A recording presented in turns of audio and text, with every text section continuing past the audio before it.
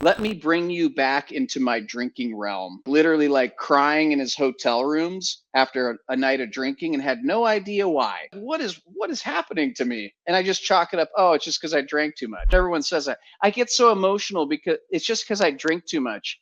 Well, yeah, you're drinking a depressant, but also it is bringing up some really deep emotional wounds that you have not addressed. Ask yourself the why.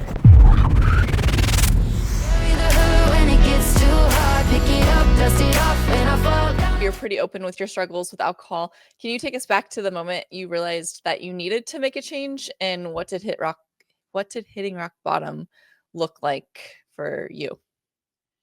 Yeah, awesome question. There's a lot that goes into that. I've had, since I've looked back on my rock bottom moment, I really have had a ton of rock bottom moments without actually realizing it, right? You always kind Right. of, there's things that have happened, things that I've done where I've always really pushed the limits with alcohol. And I look back at it, I treated alcohol as almost, it was just a way of self sabotaging the good things in my life because that was just what I did back then. And so I've had many scenarios where I've pushed the limits. Luckily, haven't had any real run ins with the law per se, but I did have an instance where alcohol was a factor. And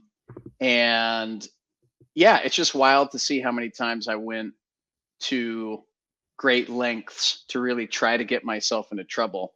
The real kind of rock bottom moment for me came in, I want to say it was kind of during the COVID times, like the back end of COVID, because COVID was such a cool way for all alcoholics to really hit it hard. And it was such a cool Yep. excuse. And I was hitting it hard. I just gone through a divorce at the time, or I was going through it. COVID was happening, and I was just tunnel visioning my way through life. And I thought, oh, this is so cool. Like I can isolate myself and like party and just go to the grocery store with my mask on, go buy a bunch of booze, come back, sit in my apartment and just have the time of my life, I thought. But it was starting to catch up with me. I started to get to a point where I was driving drunk a lot. I got pulled over twice. Actually got pulled over once, and then in the same 50-yard span I hit a deer like a few months later. And so I'm like, the third time, we're going to have some problems. And I was paying attention, but I still wasn't truly listening. But I was paying attention to the signs the universe was giving me at that time. And then I kept pushing it a bit. Like I was dating someone at the time, and her and I like to party a lot. And there was a stretch of time where it was over the 4th of July weekend, and we just partied. I drank probably 4 days in a row. Party, wake up, try to beat the hangover, to then day drink, to then just do it all over, rinse and repeat. That was my mo. And I prided myself on that, sadly enough. But towards the end of that fourth day, my parents were watching my kids, and I was supposed to go pick them back up after this scenario. Well, I decided to just tag on another day, because I'm just not Mhm. right at that point in time. When you've been drinking for 3, 4 days straight, it gets ugly mentally. So that spun into my real rock bottom of really feeling like, okay, now you've pushed it really far, and now your kids are coming into play with this, where your responsibilities are starting to dissipate. That was a massive awakening for me of like, that's it. I got to cut this. And so at that point, then I went 6.5 months. I said, all right, I'm going to completely abstain from alcohol and give this a shot. That was my very first stint of sobriety. So yeah, that was my main rock bottom that's kind of kickstarted this whole process for me. S- Um, w- what do you? Okay, looking at your Instagram, are you a pilot? Yes. Yep. Oh, okay, that's Yeah. exciting. Yeah. I've been flying uh, for major airline for almost 9 years now. I started flying 23 years ago, and yeah, it's a huge part of my life. I love it. It's an awesome career, and yeah, it's been something that has also tied into drinking because that culture is really heavy in. Okay, we go to a layover. Like, what are we gonna do? And the hotel bar will offer good discounts to airline crews and everything. So you have the drinking culture fits in. And my industry is no different than a lot of different industries. I mean, I talk to guys that are in the lending business, and it's like, oh, we go to conferences, we do this or do that. We get completely blasted on these, during these meetups, and it's just part of the culture. And you can just fill in the blank with all kinds of different career fields. And so mine's no different. And I've been trying to be a pretty big voice in our community. Because we've got guys and gals that have been getting in trouble because of alcohol, either on the job or on layovers, this, that, and another. And so I've been someone that's pretty vocal of like, hey, I've had some issues too. Like, if you want some support, I'm happy to provide it. This is a career you don't want to toss in the garbage can because of the substance. Like, seek some help, and I'm happy to instigate that. So it's kind of the background story there. I just talked to somebody yesterday who's from Seattle. Mm-hmm. Yeah, and it's funny. I have a lot of you that I talk to are from that like area of Washington. Oh, gotcha. Nice. And then I forget, where are you located? We're in Boise, Idaho. Oh, you're Boise. Nice. Okay, cool. Yeah. I spent a lot of time in Boise. I did a lot. I flew corporately, and I actually flew out of Coeur d'Alene a lot. I don't know if you've been to Coeur d'Alene, but I've done a ton of flying into Boise. It's a beautiful spot. We're like 10, 15 minutes from the airport. Oh, cool. Yeah, nice. I probably buzz over your house many times. You're probably the one that, well, my dog gets scared shitless because we're right in the flight path. Like, we hear those things whistling, coming in, and it's just, we hear them like starting up in the morning, rumbling the house. Like, that's how close we are. Oh, yeah. Yeah. It's fun. Awesome. I love airplanes. But I mean, that's why, like, when I saw like you were a pilot, I was like, that's so cool. Yeah. It's an awesome career. I love it. It gives me a lot of flexibility to do other things. And that's what's been cool with stepping into this sobriety piece. I've got a lot of cool ideas and things I want to do. I'm trying to develop a group in Spokane specifically called Sober Spokane, which I kicked off last 3 weeks ago or so. I'm just trying to get people that are sober minded that don't have that outlet, because it was something that I had a hard time trying to find when I was going through this. So trying to provide that for others, but that obviously takes a lot of time to coordinate and come up with meetups and this and that. But due to the nature of my job, only working half the month, frees me up for some time to dig into that. So I'm excited to see where that goes. I love that. One of the girls and I have been talking about trying to figure out how to do that here. Oh yeah. It's so cool. I'm like, but then I overthink it, and I'm like, ugh. And then another 2 months goes by. I'm like, one day something will just like ding, ding, ding, ding, and it'll happen. Yeah, I leaned into that myself. Of there's never a perfect time to start, right? I mean, that's what I was sitting in my couch, and I'm like, all right, we're starting it right now. It was a Sunday night, and I just started going, creating stuff. And I utilized ChatGPT to use any of the AI stuff. It's awesome to plan all that out, because I said, hey, here's what I want to do. Hey guys, I hope that you're enjoying this podcast. Welcome to Nikau Coffee. We are overcoming addiction. This is locally roasted here in Boise, Idaho. I ship it out.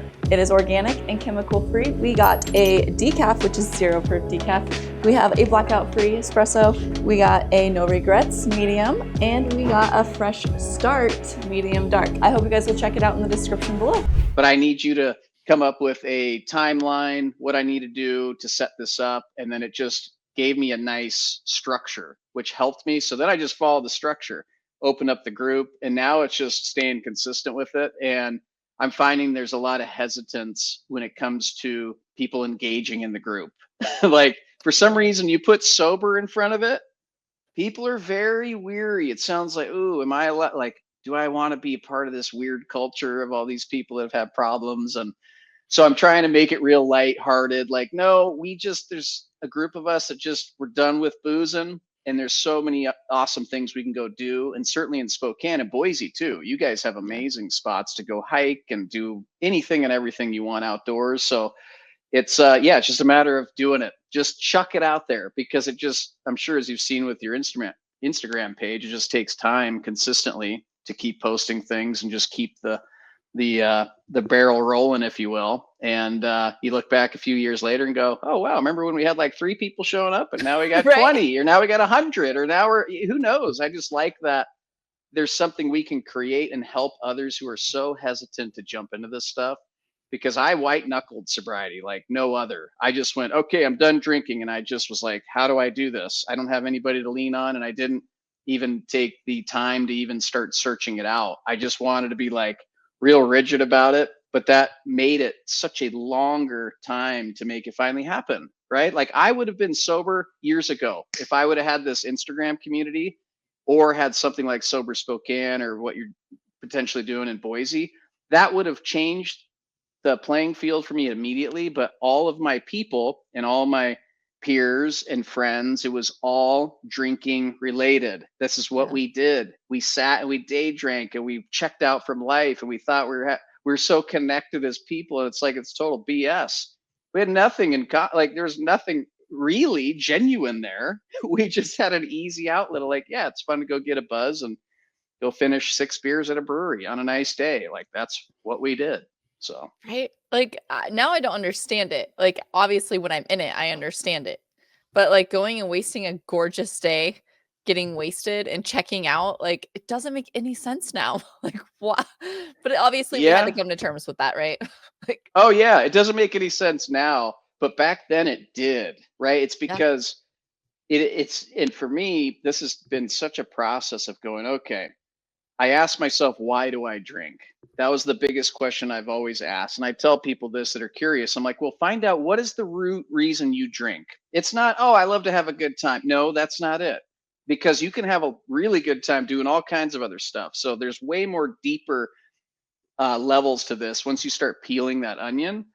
And yeah, it's sad that we wasted so much time doing that. That's the part I look at now. I literally don't have enough time in my day anymore, because I'm doing cool stuff like this, chatting with someone else who's passionate about this. Like that brings me so much energy and joy versus boozing was like, yeah, I'm doing this because I'm self-conscious of who I am. That was a big reason. It was like if I was with new people, it's like, yeah, I'll take the double IPA like stat, and I need it Yeah. half down, and then now Christian can be himself, right? And that was so eye-opening of like, okay, well, wait, how do I work on not being so self-conscious as a man and as an individual in those settings? So I start there. And now it's so cool. 2 years later, I'm like, oh shit, I can step right into a room and I don't need a drink to be me. And that Mhm. is like, whoa, what a cool thing to finally figure out, because I tied booze and being myself hand in hand. I've said this a gazillion times. That's how it got me hooked. Was I was a shy person in high school, didn't know how to talk to people, but I got addicted to booze, and it was so fun. And Christian became fun. Christian became the guy we want to hang out with. But I was always that guy. It was just a mental block that I've had for my entire life. And so it's so nice to remove the booze, but that opens up a whole Pandora's box within. And Right. that is the most terrifying thing for anybody going through sobriety. That's the hang up. They go, hell, I get rid of my crutch, I am helpless. I'm like a little child. And it's like, okay, yes, acknowledge, but what do you need to work on and put the work into to get past that, to empower yourself without this substance? That's where the massive work starts. And it's painful work, but you can come out on the other end blossoming if you do it. Right. And that's why I try to tell people it's like you don't lose who you are. Like in the beginning, it's terrifying, but eventually you realize like I didn't change. Like nothing about me changed. People around me changed because I grew, but me, myself, my personality didn't change. Hmm. Yeah, and that's the coolest part, and that's what I love being vocal on this topic, because it's such a taboo. We don't Yeah. talk about your drinking habits, and people get pissed off. They get annoyed. They hate it, or they project it back onto you and be like, "Why can't you handle your drinks?" And it's like, Ugh. "Oh, whoa! I'm just showing you as someone who has gone through it, and I put in my 20 years of drinking. I truly did. Like I can tell you story after story after story of me trying to show the world like, yeah, I can hold my booze, and I can drink you under the table. And I was like trying to rack up all these these imaginatory, trophies and medals in my head of like, yeah, I totally outdrink those guys last night. And it left me crippled, depressed, anxious, feeling like trash. My goals were crushed. And so that's the part now that I'm like, no, if you can get rid of this piece, your life will get exponentially better in a hurry if you do it. But I know it's so scary to think of that kind of a lifestyle without it. But there's a reason why we have so many people in this community who are jacked up on sobriety. And the blueprint has been written for everyone to do it. Yet we have a whole bunch of people looking from the outside going, I don't know. I don't know. And they just sit in that same nasty cycle and that rut. But we have so many people showing the bright lights of like, whoa, they've all done it. They tell you how to do it.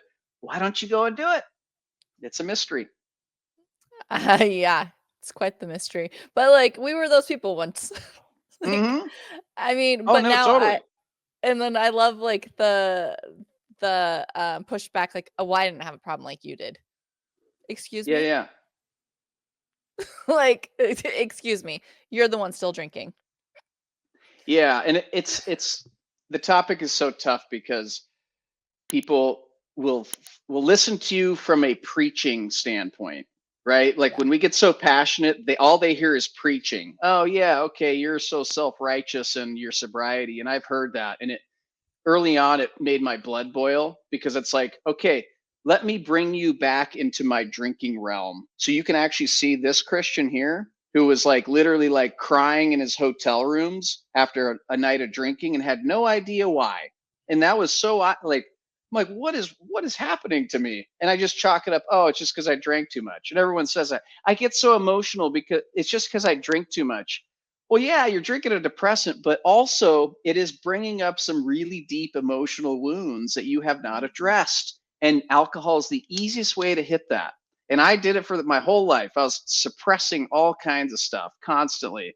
So then you remove it and it gets scary in a heartbeat, but we're just trying to be that positive influence on people. And I wish that people would hear this a little bit differently, but it is so hard because, like you just mentioned, we have been those people and we know how stubborn and rigid we were in our thinking.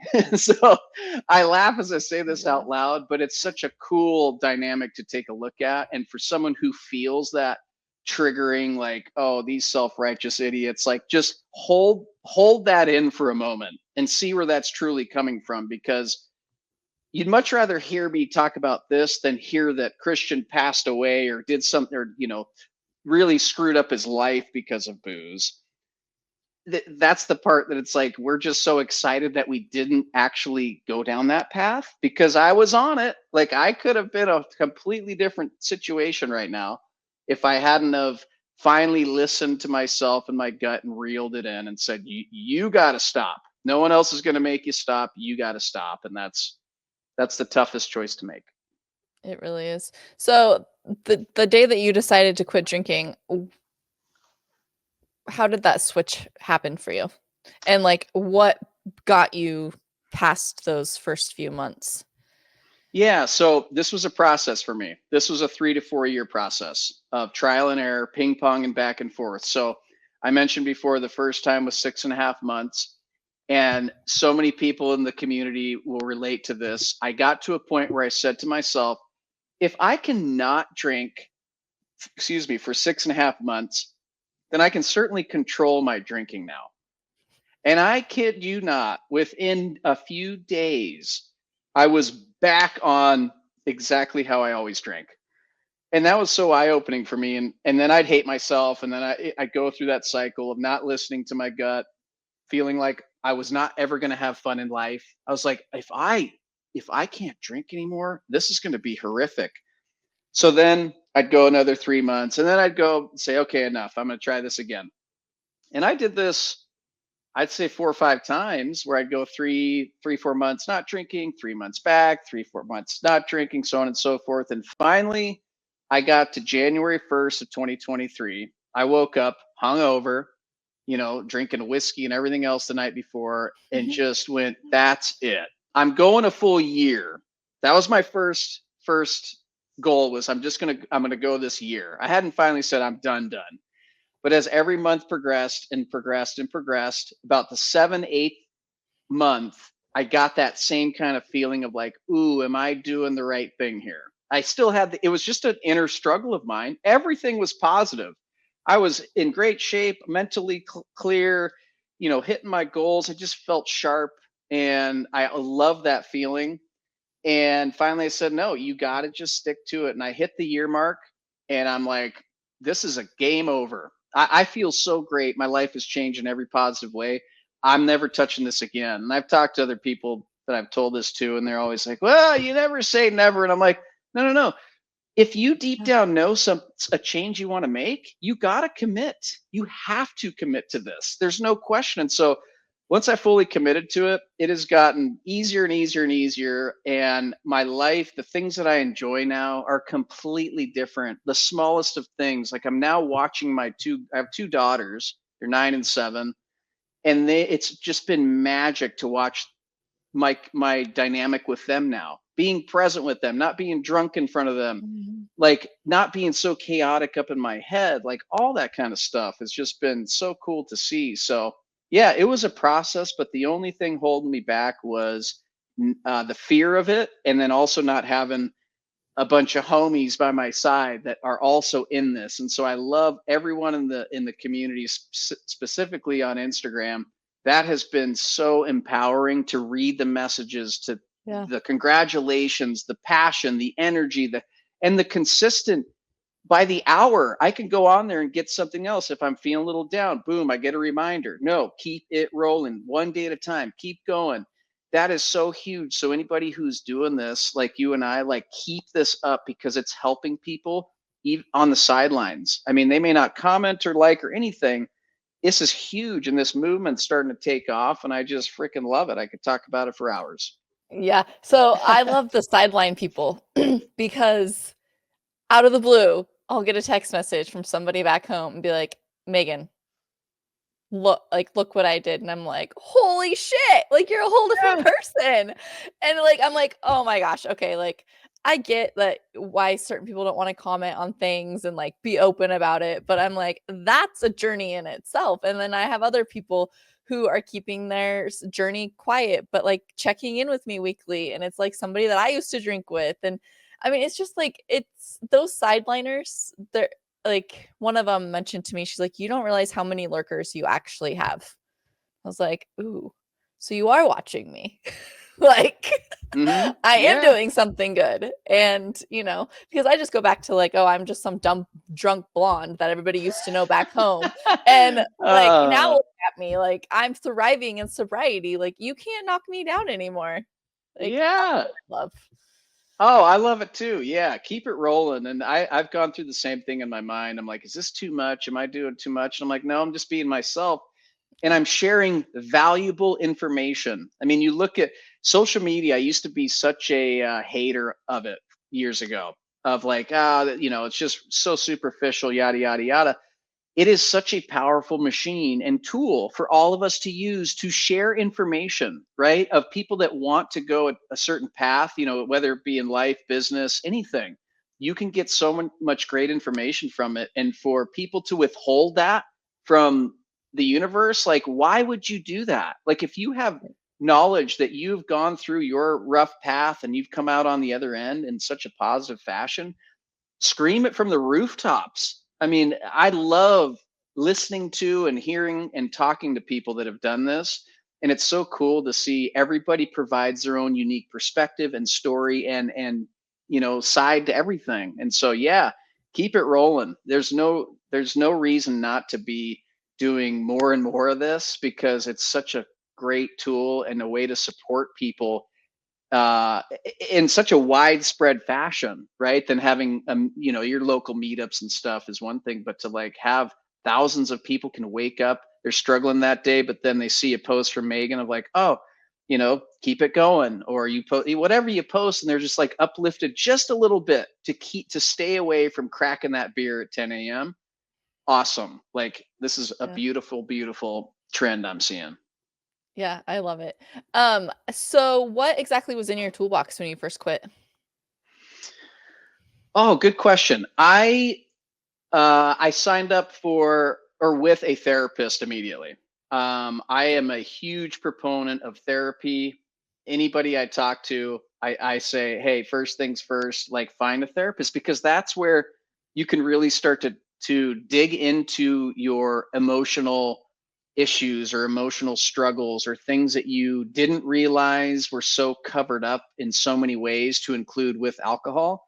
That was one where I was just able to always talk about things over and over. Once a week, I'd go in and do a virtual Zoom call and just I'd talk about probably the same stuff a million times over, but it was a way to process like, okay, why do I want sobriety so bad? And to have someone and a professional guide you and lead you through that path is just there's so much value in that. I could go on and on and on, but that was a huge piece.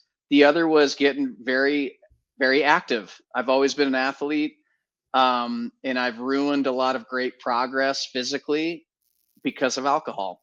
Honestly, I'd do great all through the week, running this and that, and then I'd go binge drink with my buddies on a weekend, and it just completely crushed Mhm. it.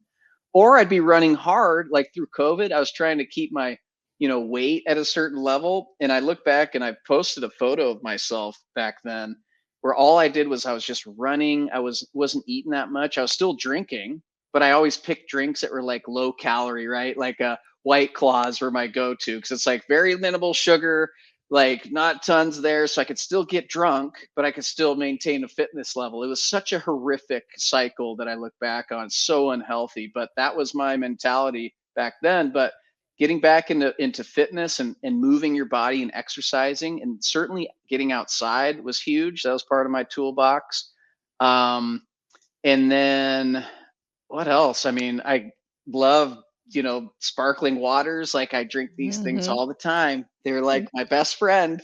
Right? So, I mean, you could call it addiction, but I mean, it helped. I mean, I stocked up my fridge with these things. So anytime I thought of, coming home and wanting something cold, I'd crack this and always have it just kind of as something to sip on. And then I did a lot of journaling about sobriety. I can look back on my phone. I'd sit in the airplane and just sit and journal, and that for me was so therapeutic to be away from the world, if you will, and just be able to focus on this and then just keep a track record of how I'm feeling. My sobriety streaks, which is a nice motivator when you first start out. Now for me, it's like, well, I just like to call myself I'm just not a drinker anymore. I don't need the day tally over and over and over again. So that was really helpful. And then I got connected with a awesome dad group. So I've got a really strong brotherhood of men who are dads who want to be better men, fathers, spouses, everything in between, and they really helped empower me too. Of like, oh, there's no judgment here. They Mhm. actually support me in my sobriety journey.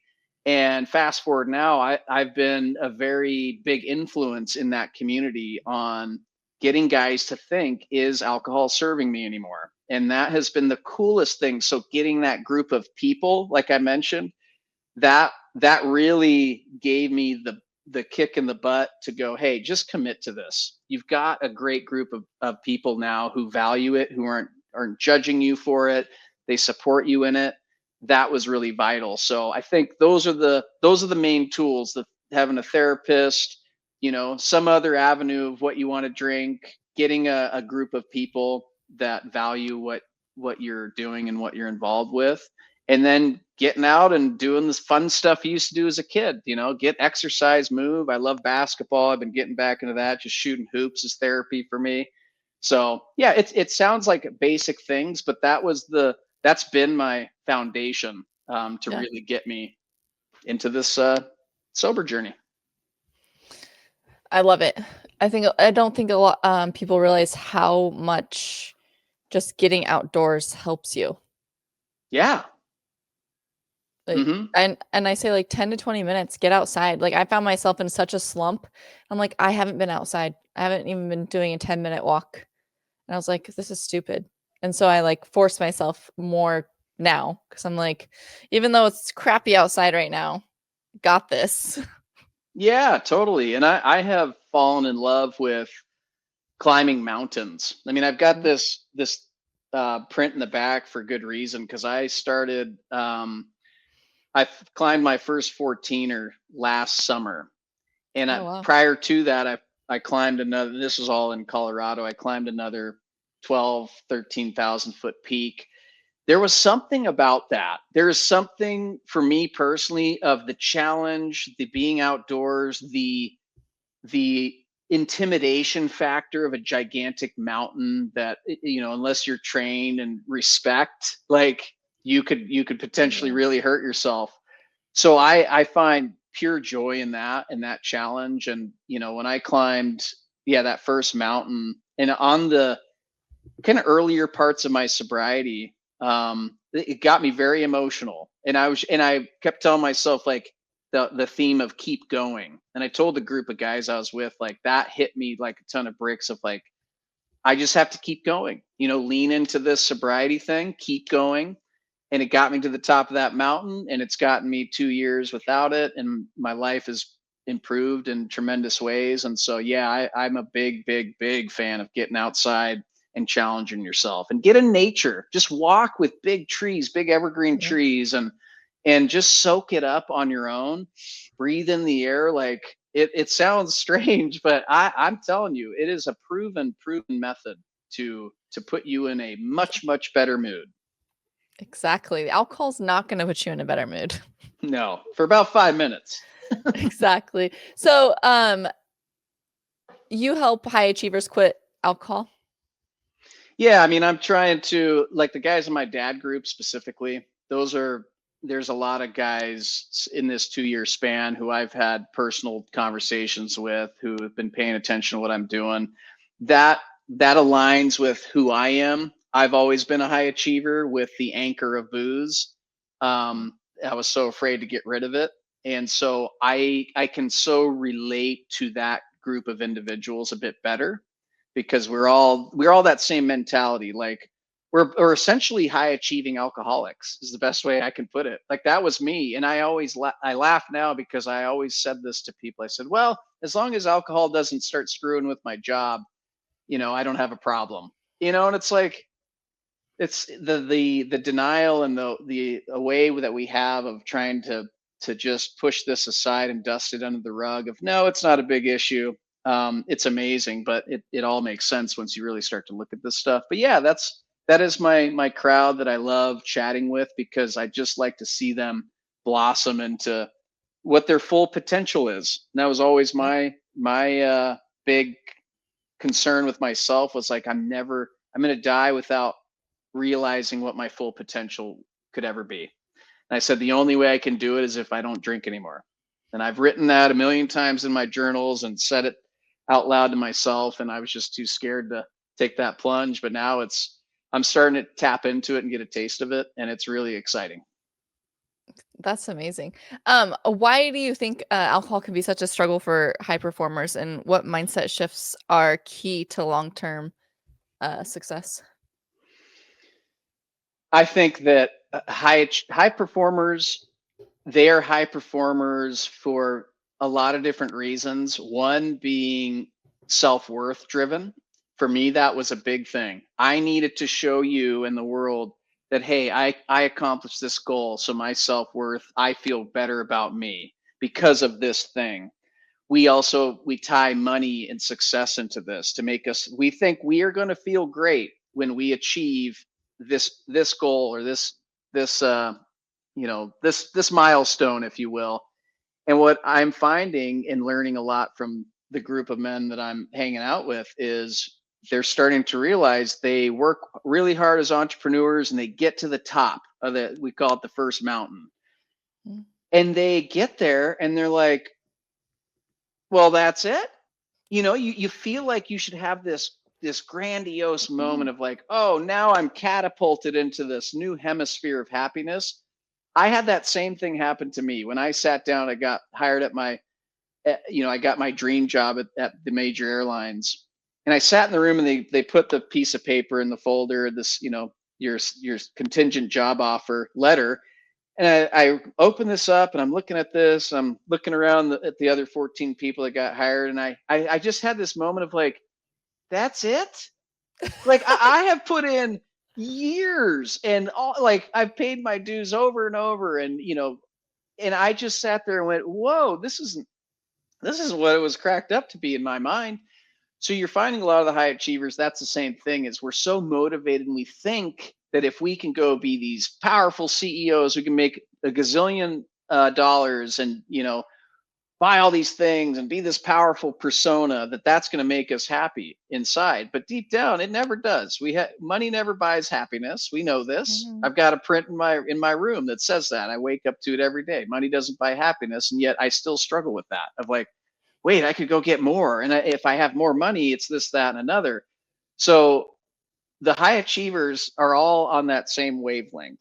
So to narrow in, like, hey, what is it that you're really trying to accomplish and why? Is this coming from your heart, or is it coming from somewhere else that you think from external factors that you need to accomplish to make yourself feel better? So I love having those discussions with people that are on that wavelength, because it really makes them think. And it becomes terrifying in the moment where they're like, oh shit, I haven't really thought about that.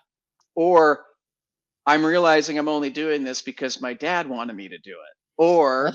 I think that I need these things because deep down, I still feel crappy. But I think if I get this and I have that, I'm going to feel better. And I'm afraid to actually address those things that make me feel shitty. So it's a fun conversation to have, but it's something that they have to turn and look in the mirror. And we Right. hate doing that. We hate Right. it. But it's so Mhm. powerful if you can do it. It will help your relationship with yourself, and even relationships with others, right? Because if we can all say, hey, what are our issues? How do we solve this? What do we want to accomplish here? That's where the magic is. That's where the work can be done. Yeah. I feel like when we quit drinking and people sorry, there was one part that you mentioned and it brought this to my attention. When we quit drinking, it makes them look in the mirror, and then I think that's why they get defensive about us quitting drinking. Does that make sense? Oh yeah, Like, because it's 100%. making them look in the mirror. Yeah, because you put people in such an awkward position when you utter those, like, oh yeah, no, I don't drink. As soon as you say that, it's like, the antennas go up, and then they're like, how do I handle this guy? He's a weirdo. Or how do I handle this Yeah. gal? Like, what does she do for fun?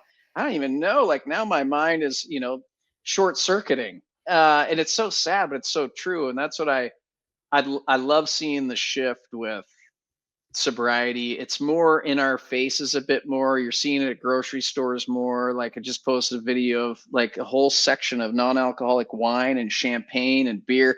I was like, this is awesome. Like, Yeah. this is so cool. I want this to be normalized. Like, you're still an awesome, cool individual if you don't drink, but we still have this stigma. And I don't know how much you've seen it on the female side, but for men, it is like I've noticed such a masculine, like, oh come on, like you're not gonna just have a beer. Like, they just like puff up their chest and make it like this. You're an inferior man if you don't drink booze. I can't stand guys like that. It's like that conversation ends immediately. You can't have any discussion with someone like that, because now they're incorporating that of my manhood is at risk here, of like, oh come on, have some whiskey, have this and that. And so I'm hopeful that as the years progress, like that starts to dissipate with the younger generation that grows up with this sober trend that we're seeing and can go, oh Yeah. yeah, no, like my parents, I don't remember when they had their last drink, or like, no, my parents don't drink anymore. Like, why? It's not as cool and not as glamorized anymore. I'm Yeah. hopeful of, but it's going to take work, but we're getting there, and it's Yeah. freaking awesome. Yeah. Yeah. Labels are coming. Mm-hmm. Mm-hmm. But like I got to thinking about this when people when smoking, obviously, like I grew up with smokers and drinkers, but um I don't know much about like the whole quitting smoking. When the labels came, like sorry, people give me hate for that, but like I was thinking about this morning and how when those labels came on those cigarettes, how long did it take for the society to realize like, oh crap, I shouldn't be doing this? Like obviously, I still know people that chain smoke and smoke 1 to 2 packs a day, but I mean, it's very few. It's like 1 in 10 people. Hmm. Yeah.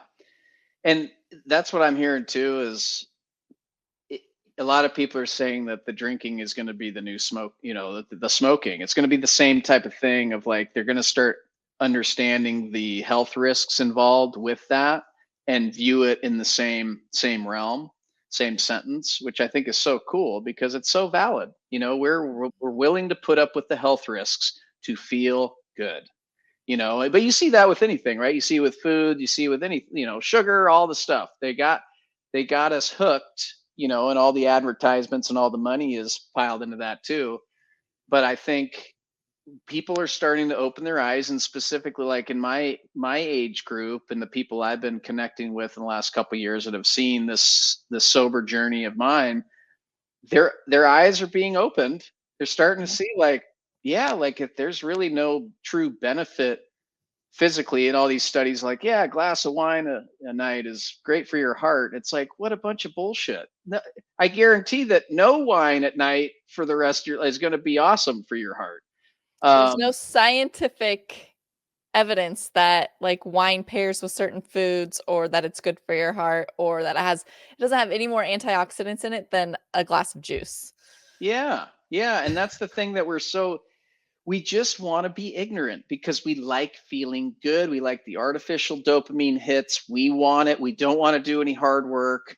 And yet you're left in shambles because of that whole dynamic of wanting the easy fix. And booze is so easy. It's so easy to hop on that train. We've all done it for various things. You're stressed out, you're whatever, you're out of whack in some form. It's so fun to just sit and get bombed with your friends. Like it honestly, like I love it because I love the social aspect of it. And I love that finally you get to know some people in a different fashion because they now aren't so hesitant to be themselves and they're not hesitant with their opinions, and you finally get to connect with people. That was a big reason I love to drink, was actually connecting with someone where I'm like, wow, I never knew that about you. What a cool story. Like, how come you haven't shared that before? um, but this is why booze is so scary, is because it is that easy. It's so easy, and it's so easy. I fell into the whole trap of like, oh, drinking a glass of wine is like an hour of cardio in the gym. I fell for that. Like I Doesn't that make literally was like, "Ooh, I'm losing weight because I have an hour worth of cardio with a glass of wine." Oh man, that's a good one. I don't know if I've heard that one. Yeah, boy, I would have been super trim if an IPA was as good as an hour in the gym. Woo-wee. I was an IPA drinker. Yeah. Oh, I Uh, loved, yeah, beer for me was, I loved checking out every brewery in the country, anywhere I went. Like it's like that was the first thing. I'd be on my phone, Google searching, like where's the best IPAs around here, and then I'd go sit there thinking like I'm gonna have this magical time. I'm gonna meet cool people, and in my mind, that's what was happening. But I ended up just in like sketchy scenarios, talking to some random people that I would never even discuss anything with ever. But in my head, it was always like this thrill of what's going to happen this time. It's right? so sad. It's the saddest thing, but it's an easy trap to fall into. So I have to ask. So drinking as a pilot, like how does that look? I mean, you guys have layovers and you guys drink and I mean, with Yeah, all I these mean that. like things happening right now in the world, like these freaking freak accidents happening, like Yeah, yeah, I mean, no, it's not it's funny. I'm not laughing at it. I'm just like on the yeah. topic of quitting drinking while being a pilot. Yeah, no, again, it's removing yourself from that culture, right? Right. So I'm not one to, when I get to a layover, like, oh, let's meet at the bar in 5 minutes. And there's a huge crowd of people that do that, and some are very responsible and don't ever have an issue, but then there's others that are always pushing the limits, and so for me it was really transitioning from being that guy of like, yeah, let's go have dinner and find a brewery, to I'm going to go get my rest, and that's been really nice to just be.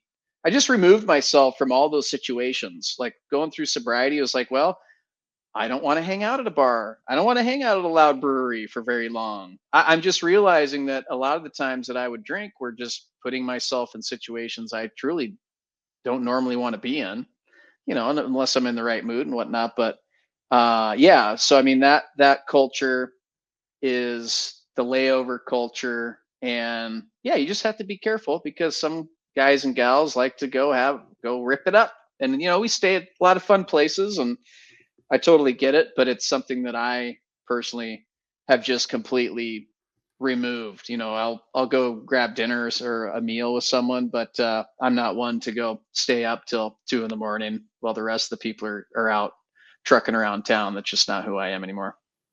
Do you think there's a problem with pilots flying and drinking? Oh, I mean, it's been proven. Yeah, I mean That's why I that's like say these freak not. accidents that happen. Like, do you think Yeah, like not like people are hopping in the cockpit after hitting the bar type of drinking. This is more of a lingering effect from the night before right? scenario. And there's things in place there um that keep that under control. And we've got programs just like anybody else. That's, people have issues with drinking, they can go research and go into the program and whatnot. But it's the being away from home and being away from your family and being alone, and that Yeah. that also spins into alcoholism too, right? Because if we don't have a lot of support on the road, it just it equates to that picture over and over again. And so you're like, oh yeah, if you're with the crew and whatnot and you want to go have fun, yeah, and you want to feel like you're connected with some people, then of course it's like meet at the hotel lobby bar, or let's go to this brewery, or let's hop around and drink. And so it's tied in, but like I said, it's not any different than any Right. other career field. I mean, I've been shocked to see how many other um, people are out doing the same thing in different lines of work. It's all I the same process. Yeah, I bartended for a little while, and the range of like you'd have blue collar to white collar in there and just get wasted, and then, oh, I gotta go to a meeting, and I'm like, what? Oh Like, yeah. you have people's money in your like to investors and construction workers, like from construction workers to investors, like it just like it doesn't matter. I mean, I'm not saying like what like I'm not trying to like throw shade at any field, but like yeah, we're all like the same. Like we're in real estate, we've like gotten together with lenders and have drinking events. I mean, and then you have construction workers. Like everybody thinks that it's like the blue collar that has the drinking problem, but nobody's looking at the white collar as Mhm. much. I mean, does that make Yeah. sense? Like Oh, for sure. Yeah, no, that's absolutely what I'm referring to is, yeah, I think you'd be shocked at how many people are consistently doing that. It's the functioning alcoholic, right? And you just get in that trap where you're used to a couple drinks at lunch and showing back up at the workplace. I mean, it happens everywhere. I mean, yeah. it's no secret, but I had a it's sad. chiropractor when I first moved to Idaho that I had an appointment with him after he had a lunch break, and he smelled like alcohol. Oh, I I was like, bet. I was like, "I don't that's not okay." Like, you are, like, cracking people's bones and you reek of alcohol. And he would, Oh like, yeah. think it was funny, like, "Oh, yeah, I had a couple drinks." I'm like, "Just because 'cause I'm cool doesn't mean, like, I'm cool with you drinking and, like, working on me." Well, I know. Yeah, it's. I'm not surprised whatsoever. It's one of those where people just think it's hilarious, and we have a huge humorous spin on drinking in general, and that's the part that's real scary. I get it. I mean, yeah, some of that stuff is hilarious, but at the same time, who knows how far someone like that's going to take it. So for anyone who is sober curious or struggling with quitting, what's your best piece of advice? And then I wanna know what's next in your space, like, any big goals? I know we talked about some things. Yeah, I think I mentioned it earlier in this podcast. You have to address why you're drinking. That ask yourself the why. And I've said this many times because that is it's valuable to know why you're doing any of the stuff you're doing in life, but why are you taking a substance that is doing nothing for you from a health standpoint? It's holding you back from great sleep. It's holding you back in every scenario. So why are you willing to sacrifice all these great things that are going to keep you healthy and keep you in a positive state of mind to go and do this consistently? That's the real ticket to things, in my opinion. Um, and also get involved with people who are doing this and have done it. That would actually be my first recommendation. Now, looking back on it, is plug yourself in with a group of like-minded people, because if you're trying to do this by yourself, which I did, in the wrong crowds, you are going to lose your fucking mind. And it's going to be really hard, and you're going to be scared shitless to go that direction because you aren't with people that are in that same goal set and mindset that you are. And so that's really the key there. And then just start one day at a time. Like, seriously, start and try not to drink today. Try not to drink for a week, a month. Give yourself some time to really sample this. And I've seen a lot of people fall into the trap of, oh, I did dry January and it was so boring. I just talked to a guy like this just the other day up skiing. Yeah, I just got real bored. I'm just a social drinker, and I'm listening to him and I'm like, damn, like there's nothing else that's going to be fun for you to do. Like, you only know how to go drink to have fun, right? If that's the only thing. And for me, people ask me all the time, like, what are your hobbies? For years, it hit me. All I came up with is like, I like to go drinking. And I felt really Same. shame. I had a lot of heavy shame over that, where I made shit up on the fly. I was like, oh, Same. Yeah. I love golfing. I love this. And it was Long all, walks on the beach. yeah. And it was so obvious to me of like, wow, this is what your life is about. Like, that's all the substance that you have. How sad is that? And now I can look back and go, oh, I have so many hobbies. I don't have enough time to do them. If you put some hobbies to the side, like, dive back into that and start focusing on other things that don't involve drinking. And so there's a lot of activities I do now that I loved doing when I was younger. And then I just went like 15 years and didn't do it because I was too hungover to go do it. I was too scared to do it. I wasn't physically fit. I didn't care. It's just so sad to look back at, but those are some of the things that I would focus on if I was trying to quit. Yeah. I love that you bring that up because I'm like, gosh, when people would ask me, what are your hobbies? I don't know. What are my hobbies? I like having a glass of wine on the back patio. Like Yeah. that was literally, I'm like, that sounds so stupid and lame. Like now that I think about it, but in the time I was like, oh, like that's cool, right? Mm-hmm. Yeah, I was the same way. Same answer to that question. It's like, yeah, nice day. I like to sit and drink at a brewery. Like, what? No. I like to go get blacked out, wasted, and come home Yeah. and puke and wake up so hungover. That was my hobby. Oh yeah, like bottomless mimosas were some of my favorite times. It was like such an excuse to start drinking Oh, early and lots of it. And then I yeah. just start tipping the bartender, and like, of course, there's no orange juice in those drinks anymore. You're just like, No. oh, thanks a lot, bro. Like, and then you're just completely blacked out the rest of that day. And now it takes like, the hangovers got so bad as I got older. Like, I'm 43 now, and it was like it got worse. It would take 2-3 days to finally like equalize again if I hit it like Mhm. that. Like, why do I keep doing this to myself? So it's been nice not to feel that feeling the last couple of years. Yeah, I have a a funny story about a mimosa tree here at one of the restaurants, but yeah, they fed us a mimosa tree with just 2 of us, and then I was taking shambongs on top of that. Like, I don't know. Oh, Like, my husband caught nice. us on the ring coming home and was like, "I don't you should not have been driving." Oh yeah. Yeah, we've all been there. You right? My friend puked, took a nap, and then went home. Oh Yeah. my gosh. Yeah. Oh yeah. Yeah, yeah. But it's Good. fine. Mimosas are fine, right? Because like it's cool to do first thing in the morning. Yeah. It It's all the totally is. same. Like I don't think Nobody's people realize judging that, you. right? Every alcohol is the same. Like champagne's not better than whiskey, and like like Yeah, it all f's you up. it does. That's the whole point, the whole purpose. It's all unhealthy. Oh my gosh, Christian, thank you so much. And they can find you at Sober Identity on Instagram. The Sober Yeah, Hype that's Man. where. Yep. Sober Identity on Instagram, and then I've got. I'm putting all my podcasts on YouTube, so Sober Identity podcast on YouTube as well.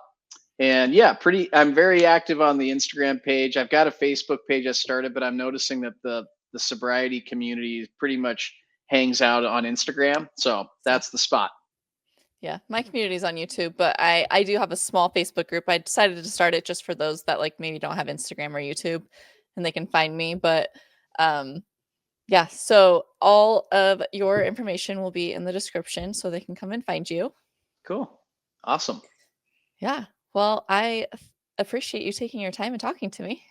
Yeah, thanks for having me on. It's so cool. Obviously, we had never met before, but that's what I love about this community is Yeah. we all just feel like we're pals. I get Right. messages from people. I'm like, oh, I totally know these people. Yeah, let's do a podcast together. Rock and roll. So yeah, thank you for reaching out. This was so much fun.